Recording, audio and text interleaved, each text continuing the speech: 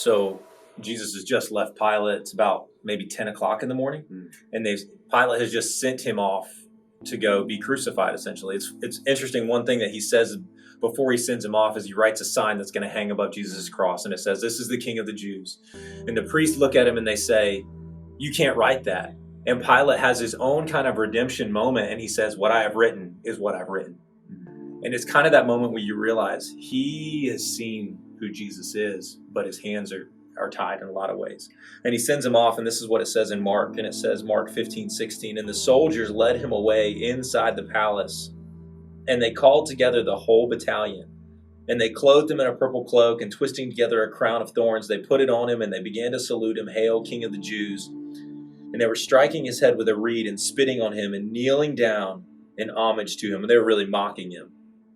"And when they had mocked him, they stripped him of the purple cloak and put his own clothes back on him and led him out to crucify him. And they compelled a passerby, Simon of Cyrene, who was coming in from the country, to carry the cross." And the thing about the cross is it was the absolute worst way that you could die. There was no other way. It was designed to be the worst. It was designed to be bloody. It was designed to be painful. But more than all those things, it was designed to be shameful. And that's the point that Pilate was saying, says, "Listen, this man has done nothing. Let me release him." But instead, they decided they wanted to put all that shame on him. I mean, so much that a battalion of soldiers, that's like 400 to 600 soldiers, are mocking one person.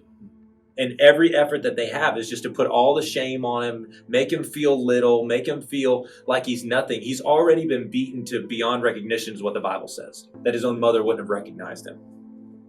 And so all of this is about shame. And one writer put this about the crown. It says, "He wore the crown of thorns, which we deserved, that we might wear the crown of glory that he merited."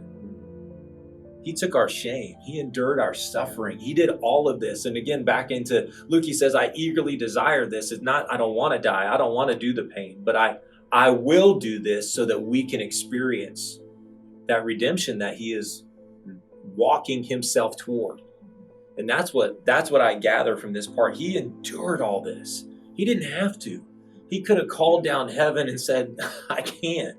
But instead he said, "No, I want to and I will," for every single one of us. And it's that enduring of him laboring toward the cross and literally being led to the slaughter that we read in all this, and that we carry that weight of this, that Jesus did this for us. He did this for you and me. He did this for everybody we come in contact with. He endured this.